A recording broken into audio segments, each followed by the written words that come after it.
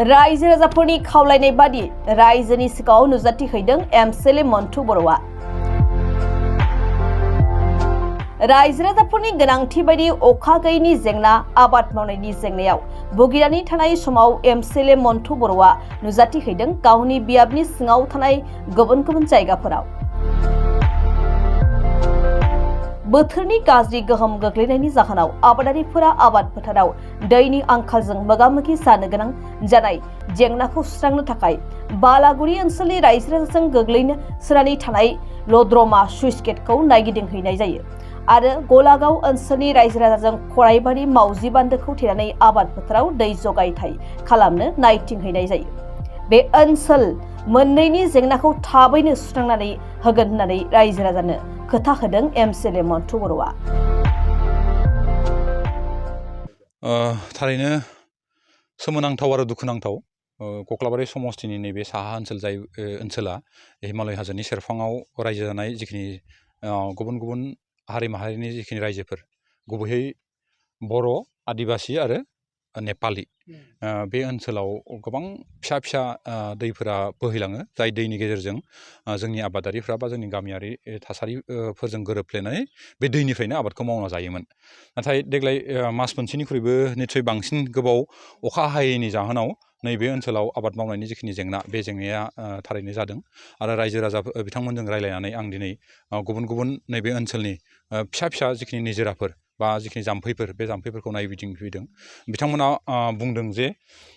एसे एसे सानसे साननैनि गेजेरजों जिसिपि लानानै निजोराफोरखौ खोथेनानै होयोबा आबाद मावनाय फोथारसिम दैखौ लांनो हायो होननानै बिथांमोना बुंदों। आरो बे लेखायैनो आं दिनै खोथा होदो बिथांमोननो, दाखालिबो खोथा होदो, गाबोन सप्तानि गेजेराव जों जिसिपि लाबोनानै दैनि जिखिनि लामा,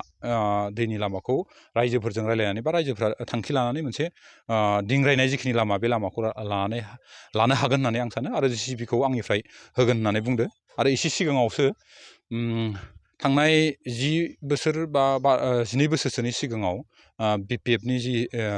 आमोलनि जि सरकार, बे सरकाराव लद्रमा होननाय मोनसे सुइस गेट दं, जायनि दरजाया मोनबा, बे मोनबा दरजाया सुइस गेटखौ जों नायना फैदोंमोन। बेखौ थारैनो रायजो राजाफ्रा बुंनाय बायदिबाथाय जि समाव स्किम मावदोंमोन, बे स्किम मावनाय समावनो बिनि जिखिनि मोनबा दरजा, बे मोनबा दरजाबो फ्राय 1 फुट बा 6 इन्सिसो गुसेब जादों आरो, जायनि जाहोनाव बिथांमोना दरजानि फ्रेमखौ सोनानै दोन्दोंबाबो बेखौ दैनि जिखिनि दैया जर जानाय, बे जर जानायनि जाहोनाव लाखिनो हायाखै। बे ओनसोलखौ रायजो राजाफोरनि खावलायनाय बायदि आं नायदिंनानै फैनानै नुनो मोनबाय जे हसाके बे लद्रमा गेटआवबो मोनबा जि दरजा दं, बे दरजाया फुरा फिसा, जाय फिसानि जाहोनाव बिथांमोना अन्थाइ बल्डार होनानै जाबसिननानै गेटनि दरजाखौ होथेना दोनदो, जायनि जाहोनाव बे दैया जमा जाखांनायनि उनाव बा दैया दुखांनायनि उनाव बिथांमोननि नांगौ आबाद फोथाराव बिथांमोना लांनो हानाय जादों। बिथांमोननि रायजो राजाफ्राबो खावलायदों जे बेयाव मोनसे रिपेयारिं जि स्किम हमनानै बेयाव थानाय मोनबा दरजाखौबो गोदानै होफिननायनि जिखिनि राहा आरो फाक्का होनाय जिखिनि, बे होनायाबो लेभेलनिख्रुइ, दैनि लेभेलनिख्रुइ आरो 3 फुटसो गोजौ जायोबाथाय बांसिन मोजां जायो होननानै बुंदो। मानो होनबाथाय अखाया बारा जायोबाथाय गेटखौ होथेनानै दोनोबाथाय पाक्का साजोंबो बोहैलांनायनि सम्भाबना दं होननानै रायजो राजाफ्रा आंनो खोन्थादो। ओंखायनो फैबाय थानाय समफोराव जों बे मोनबा दरजाखौ रिपेयारिं खालामनायजों लोगोसे पाक्काखौबो आरो 3 फुटनिख्रुइ बांसिन गोजौआव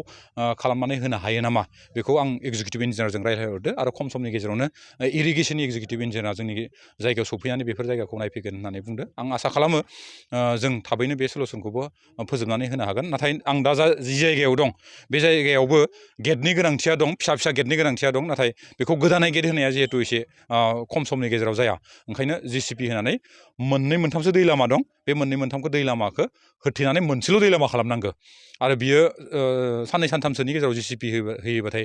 जायो, रायजो राजाफोरा बुंनाय बायदिबाथाय। आरो आंबो नायनानै नुदो, आसा खालामो खम समनि गेजेरावनो जोङो बे सलुसनखौ लानो हागोन। उनाव दसे थानानै आं बाथाबारि बोराइ माखा गामियाव थांगोन, बेयावबो बे एखे जेंनायानो, बिथांमोनावबो स्लपिं मोनसे दं, बे स्लपिङाव आबादनि जिखिनि दै, बे दैनि बेबस्थाखौ खालामनायजों लोगोसे गामिनि जिखिनि जेंनाफोर, बेखौ रायलायनो थाखाय आं थांगासिनो दं। नैबे समाव थारैनो दुखुनांथाव जोंनि आसामनि थाखाय, आसामजों लोगोसे जोंनि बर' ओनसोल बा नैबे साहा ओनसोलनि रायजो राजाफोरनिफ्राय। मानो होनबाथाय जोंनि आबादारिफोरा बांसिनानो साइन्टिफिकलि जों